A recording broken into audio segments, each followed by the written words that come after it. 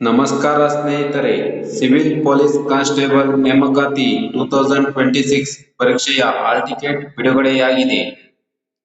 ನೀವು ಇನ್ನೂ ಡೌನ್ಲೋಡ್ ಮಾಡಿಲ್ಲ ಅಂದರೆ ಈ ವಿಡಿಯೋದಲ್ಲಿ ಹೇಗೆ ಡೌನ್ಲೋಡ್ ಮಾಡಬೇಕೆಂದು ಸ್ಟೆಪ್ ಬೈ ಸ್ಟೆಪ್ ತೋರಿಸುತ್ತೇನೆ.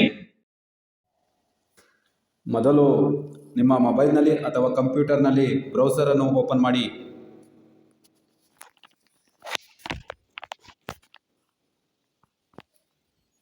ಈಗ ಕೆಇಎ ಅಧಿಕೃತ ವೆಬ್ಸೈಟ್ಗೆ ಭೇಟಿ ನೀಡಿ.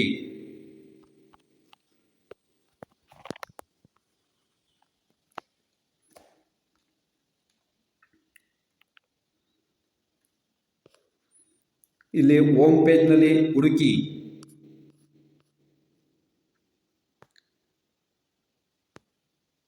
ನೋಡಿ, ಇಲ್ಲಿ ಸಿವಿಲ್ ಪೊಲೀಸ್ ಕಾನ್ಸ್ಟೇಬಲ್ RPC ಮತ್ತು KK ಪರೀಕ್ಷಾ ಪ್ರವೇಶ ಪತ್ರ ಡೌನ್ಲೋಡ್ ಲಿಂಕ್ ಇಲ್ಲಿಯಾದರೂ ಕ್ಲಿಕ್ ಮಾಡಿ, ಅಥವಾ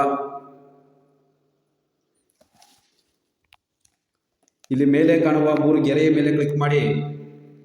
ಇಲ್ಲಿ ನೇಮಕಾತಿ ಎನ್ನುವ ವಿಭಾಗದ ಮೇಲೆ ಕ್ಲಿಕ್ ಮಾಡಿ.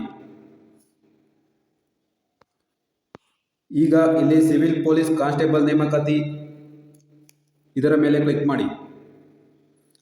ಇಲ್ಲಿ RPC ಅಥವಾ KK ಯಾವುದಾದರೂ ಕ್ಲಿಕ್ ಮಾಡಿಕೊಂಡರೂ ಕೂಡ ಆಗುತ್ತದೆ.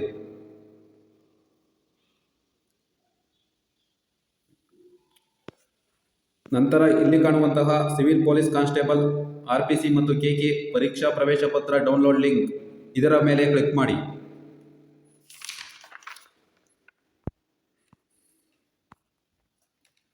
ಒಮ್ಮೆ ಈ ಸೂಚನೆಗಳನ್ನು ಓದಿಕೊಳ್ಳಿ.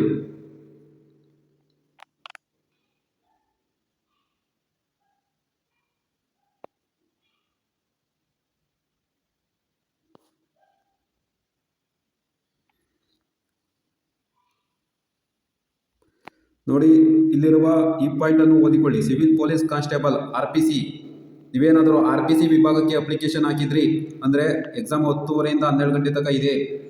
ಹಾಗೂ ನೀವು ಕಲ್ಯಾಣ ಕರ್ನಾಟಕ KK ವಿಭಾಗಕ್ಕೆ ಏನಾದರೂ ಅಪ್ಲಿಕೇಶನ್ ಹಾಕಿದರೆ ಎಕ್ಸಾಮು 2:30 4 ಗಂಟೆ ತನಕ ಇದೆ. ಮತ್ತು ಈ ಪೇಪರು ಜನರಲ್ ನಾಲೆಡ್ಜ್ ಆಗಿದೆ.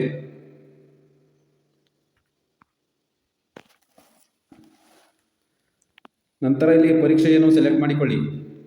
ಇಲ್ಲಿ ನೀವು RPC ಅಥವಾ KK ನೀವು ಯಾವುದಕ್ಕೆ ಅಪ್ಲಿಕೇಶನ್ ಹಾಕಿದ್ದೀರಿ ಮತ್ತು ಯಾವುದಕ್ಕೆ ಎಲಿಜಿಬಲ್ ಇದ್ದೀರಿ ಅದನ್ನು ನೋಡಿ ಅರ್ಜಿ ಹಾಕಿದ್ರಲ್ವಾ ಅದರ ಮೇಲೆ ಕ್ಲಿಕ್ ಮಾಡಿಕೊಳ್ಳಿ. ನಂತರ ನಿಮ್ಮ ಅಪ್ಲಿಕೇಶನ್ ನಂಬರು, ನಿಮ್ಮ ಹೆಸರು ಮತ್ತು ಇಲ್ಲಿರುವಂತಹ ಕ್ಯಾಪ್ಚಾವನ್ನು ನಮೂದಿಸಬೇಕಾಗುತ್ತದೆ. ಅಪ್ಲಿಕೇಶನ್ ನಂಬರು CPC ಇಂದ ಸ್ಟಾರ್ಟ್ ಆಗುತ್ತಲ್ಲ ಅದು.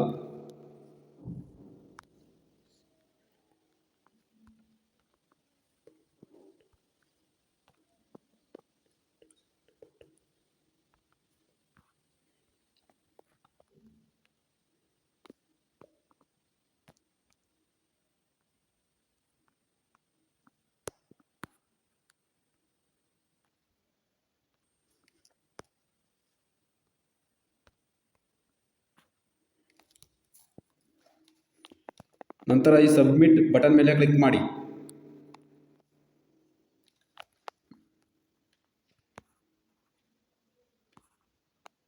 ನಂತರ ಇಲ್ಲಿ ನಿಮ್ಮ ಹಾಲ್ ಟಿಕೆಟ್ ಸ್ಕ್ರೀನ್ ಮೇಲೆ ಕಾಣುತ್ತದೆ. ಇಲ್ಲಿ ನೀವು ನಿಮ್ಮ ಹೆಸರು, ನಿಮ್ಮ ಅಪ್ಲಿಕೇಶನ್ ನಂಬರು, ನಿಮ್ಮ ಡೇಟ್ ಆಫ್ ಬರ್ತು ಮತ್ತು ನಿಮ್ಮ ಫೋಟೋವನ್ನು ಪರಿಶೀಲಿಸಿಕೊಳ್ಳಿ.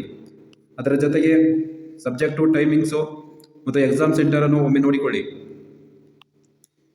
ನಂತರ ಎಲ್ಲ ಮಾಹಿತಿ ಸರಿಯಾಗಿದ್ದರೆ ಡೌನ್ಲೋಡ್ ಅಡ್ಮಿಟ್ ಕಾರ್ಡ್ ಮೇಲೆ ಕ್ಲಿಕ್ ಮಾಡಿಕೊಳ್ಳಿ.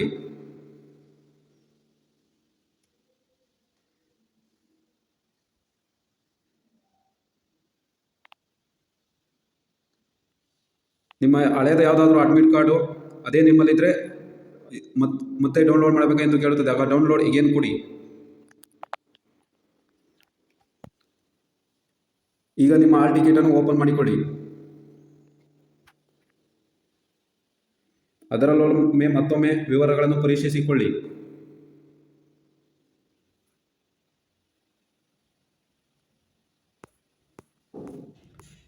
ನಂತರ ಇಲ್ಲಿ ಕೆಳಗೆ ಕೊಟ್ಟಿರುವ ಸೂಚನೆಗಳನ್ನು ಒಮ್ಮೆ ಓದಿ.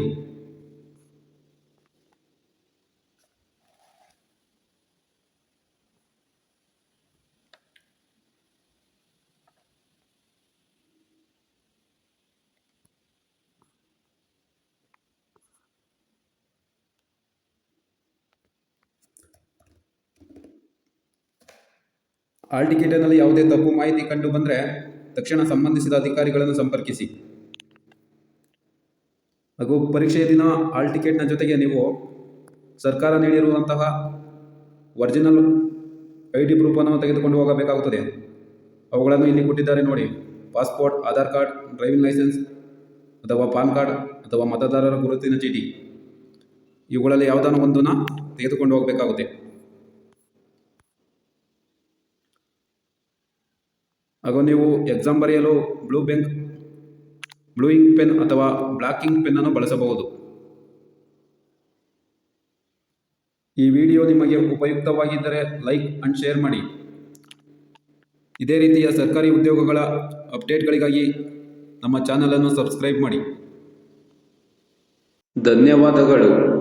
ನಿಮ್ಮ ಪರೀಕ್ಷೆಗೆ ಶುಭವಾಗಲಿ.